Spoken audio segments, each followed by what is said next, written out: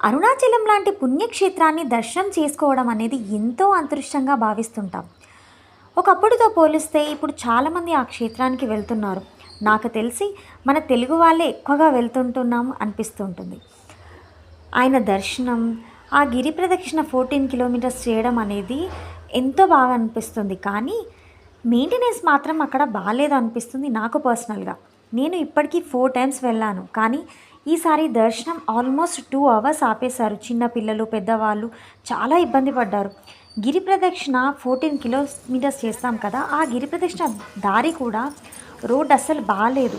అన్ని రాళ్ళు గుచ్చుకుంటూ చాలా ఇబ్బంది పడ్డారు. పెద్దవాళ్ళైతే చాలా ఇబ్బంది పడ్డారు. నేను పర్సనల్‌గా కూడా నాకు కూడా అదే అనిపించింది. ఆ మెయింటెనెన్స్ అనేది ప్రాపర్‌గా లేదు.